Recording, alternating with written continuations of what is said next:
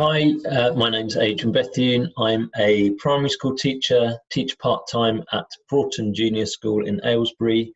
I also run an organisation called Teach Happy. And this short presentation is about measuring well-being in schools. Just to give an overview, I'm going to briefly discuss what I mean when I use the term well-being.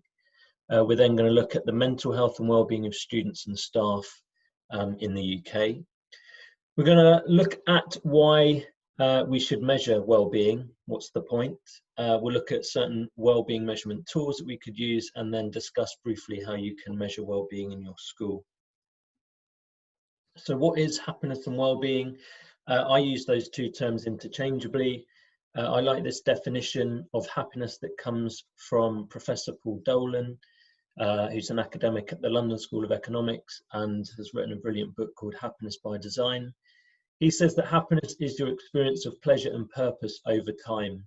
And he says that actually a happy life is about trying to get the balance right between pleasure and purpose. Because if your life is all pleasure with no purpose, so if you're kind of hedonistic and you're going out all the time and you're not really contributing to society in any meaningful way, then your life might be high on pleasure but low on purpose, and overall you won't be very satisfied with your life.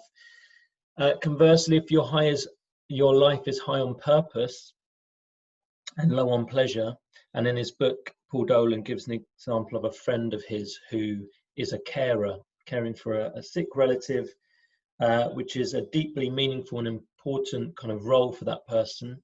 But he says that friend's life is low on pleasure, not really finding time to enjoy herself. And so he says that that friend isn't very satisfied with their life. So it's about trying to get that balance right between pleasurable and enjoyable activities and also purposeful and meaningful ones, which crucially aren't necessarily enjoyable at the time. And I often think of teaching when I think of a deeply purposeful kind of career, but there's lots of aspects of our work that isn't necessarily enjoyable, but it's still important. Psychologists might break it down further. They often use the term subjective well-being, which is your sense of life satisfaction. So if you take all things into account, how satisfied are you with your life overall? Subjective well-being also is about your experience of positive and negative emotions. And I think this is really important when we're talking about happiness and well-being, that a happy, satisfying life includes experiences of negative emotions. Because that is what life is about. You cannot go through life and not experience some form of heartache, loss, anxiety, worry, because these are natural human responses to life's ups and downs. Psychologists often use the term psychological well-being as well. This links to your sense of meaning and purpose in life, and also your sense of engagement. So you could be a teacher, for example, and so therefore you have a meaningful and purposeful job. But if you're low on engagement, so you're literally turning up at work and just going through the motions, then you would be scoring low on psychological well-being. So psychologists might say that if you are high on subjective well-being, so you're satisfied with your life overall, you're experiencing on balance more positive than negative emotions, and you have the inner resources and maybe support networks to handle those negative emotions when you experience them. Plus, you are spending your time on meaningful and purposeful activities, and most of the time you're fully engaged in those activities, then you could be deemed to be flourishing, happy, satisfied, living a fulfilling life. So those are the definitions that I kind of use when I'm talking about happiness and well-being. The other thing I wanted to address actually is, because it's come up a lot when I've been talking about well-being, is people think naively that well-being is a kind of fluffy topic. But actually the science of well-being is a rigorous field.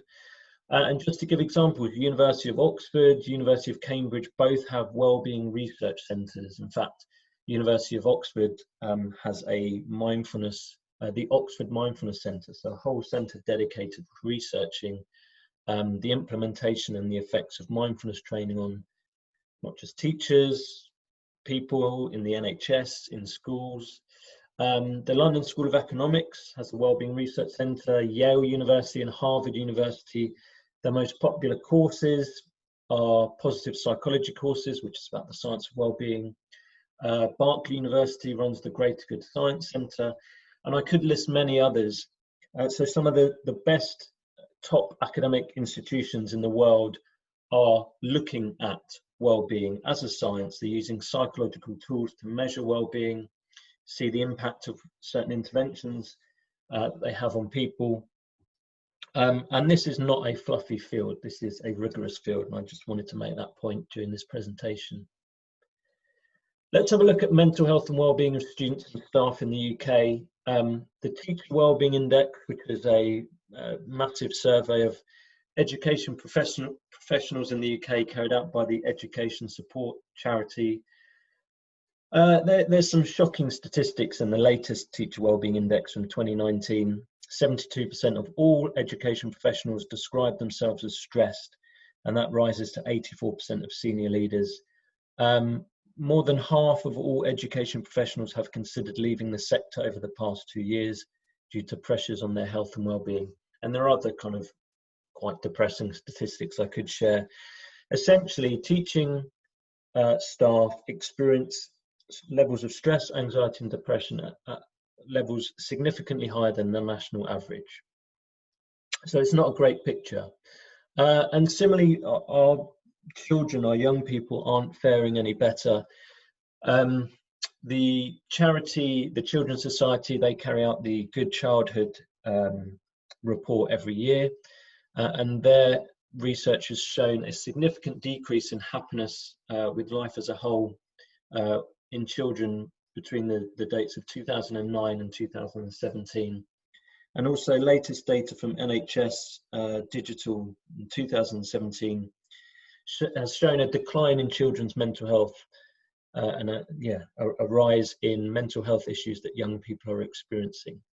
So this is a kind of serious issue that does need to be tackled. It needs to be tackled on a societal level, but also schools and colleges can have a big impact, we know this, on children's mental health and well-being.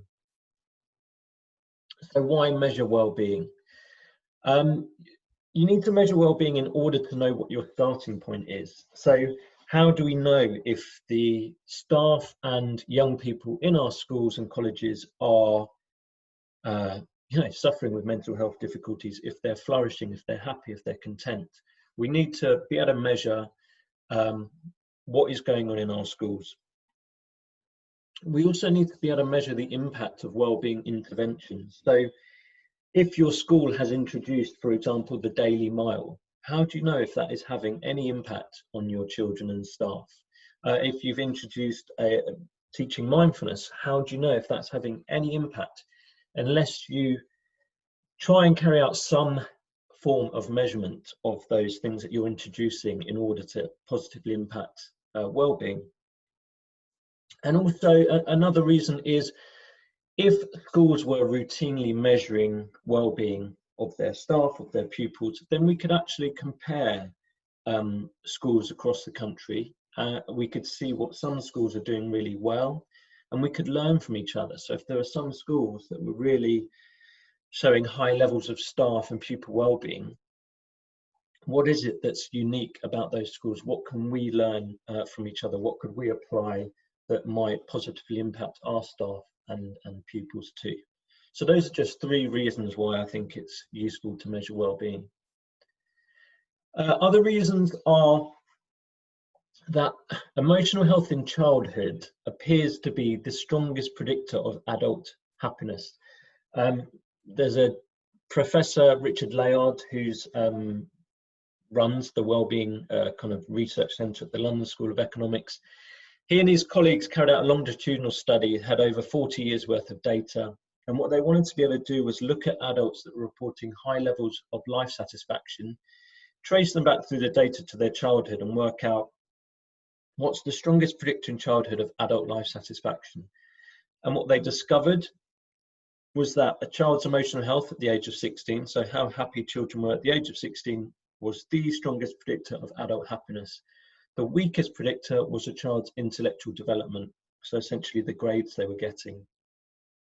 In fact, what they then did was they included all of the qualifications the person ever obtains in their lifetime, so A-levels, degree, masters, PhD, and they still found that a child's happiness at the age of 16 was significantly more important than all the qualifications that a person ever obtains.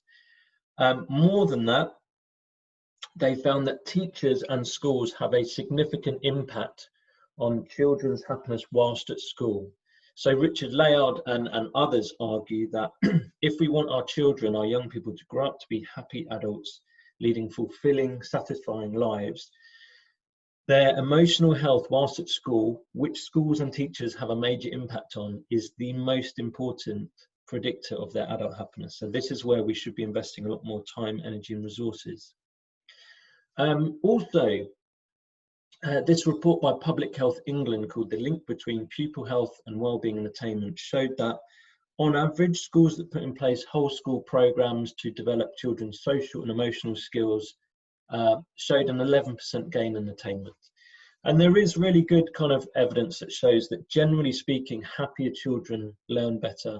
And there's also research that shows that happier teachers that are reporting good levels of health and well-being, teach better. They have students that perform better.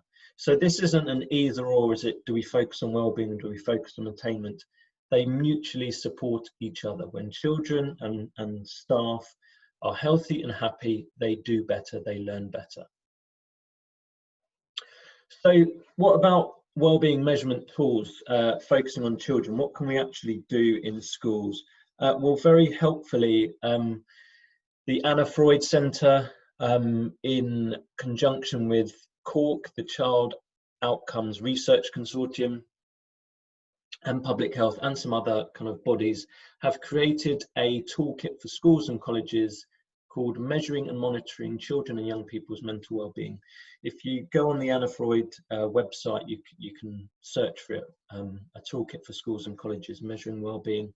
And very helpfully, they list about 30 different measurement tools that you can use to measure student wellbeing. Some of these are free, some of these are paid, but you can kind of choose a wellbeing tool that you think might be relevant to your setting. Again, it's still a bit of a minefield, because you might think, okay, well, how do I choose? Well, again, very helpfully, Cork have an e-learning module online, which is free to do, and it's the e-learning module by Cork gives very good guidance on how to measure well-being, what the things you need to consider are, and how to go about it. So I'd highly recommend doing the e-learning module by Cork about measuring student well-being in schools. In terms of staff well-being, we used a tool by the What Work Centre for Wellbeing called the Wellbeing Employee Snapshot Survey. Essentially, the survey asks questions along the 5 key drivers of well-being in the workplace. So health, security, so financial security and work conditions, safety, environment, so the culture in a school, the physical and systems, in a school environment, relationships with your line manager and other people, and also purpose, so your sense of engagement and also your job quality. We use that wellbeing measurement tool for our staff. It's called the Wellbeing Employee Snapshot Survey. Before you kind of measure well-being, you need to explain to people what the survey is about. So explaining to the children what the survey is for. So we explained in our school that we were measuring pupil well-being to see how they felt about their lives inside and outside of school, and to see also if there was anything the school could do to improve their lives. And for staff, we said it was to measure what their experience was like working at our school, and if there was anything we could do to improve their working lives. You also need to explain what you're going to do with the data. So our surveys were anonymous. So we wanted the children and also the staff to feel that they could be as honest as possible. And the data was only going to be shared with and the senior leadership team and the governors. It wasn't going to be shared anywhere else. And also you need to be able to signpost students and staff to people and services they could speak with. So if in filling in the survey, it brought up any uncomfortable or difficult kind of feelings, emotions, thoughts, the students, the pupils in our school knew that there was people in our pastoral team that they could speak with if they wanted to. And also staff, we signposted people on the SLT that they could speak with, but also we signposted them to the Education Support Partnership 24/7 helpline with trained counsellors at the end if they needed to speak to anyone in a kind of professional capacity. We also at my school used a wellbeing measurement tool called Bounce Together. This is an online platform where they have validated kind of wellbeing surveys for staff and pupils that you can use, or you can create your own bespoke surveys.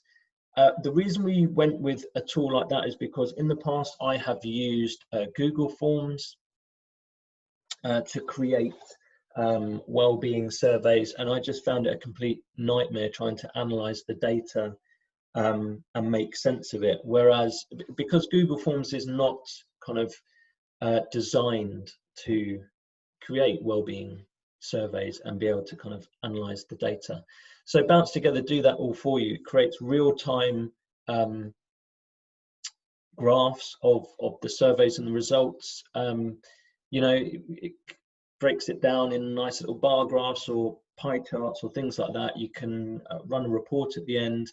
And we found this really, really helpful when having to present data to SLT and also to our governors. And we also shared the results with our staff as well, especially for the staff wellbeing survey, so they could see how we were performing as a school, and also the areas that we were committing to work on and improving. So just to summarize, you can measure well-being. I've heard many people in the past say, oh, you can't measure happiness and well-being, but you can. You ask people questions, and because organisations like the Anna Freud Centre and Cork have been doing this for years, you can create validated surveys where the questions that you're asking are reliable in terms of giving you the information that you need. Measuring well-being allows you to see how well your school is. Is your school doing well in terms of staff and pupil well-being, or has it got some weaknesses that you need to work on? You can also measure the impact of what you're doing over time. So if you introduce things in order to boost staff or pupil well-being, you can measure the impact and see if it's actually having the impact you want it to.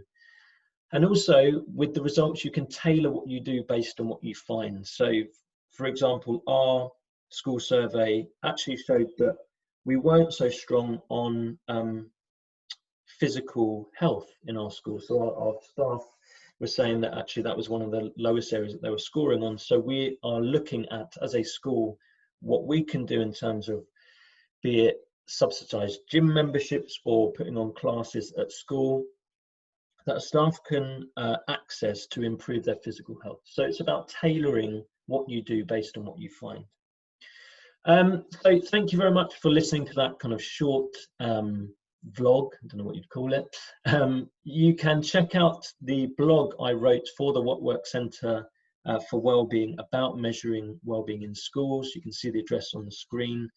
I would implore you to join the Well Schools movement set up by the Youth Sports Trust. It's a fantastic movement which is about schools across the UK putting wellbeing at the heart of everything that they do. So prioritising pupil and staff wellbeing so that we create healthy, happy citizens of the future that also do well at school and perform well academically. And you can follow me on Twitter, Adrian Bethune, or also follow at Youth Sports Trust. Yeah, thank you very much for listening.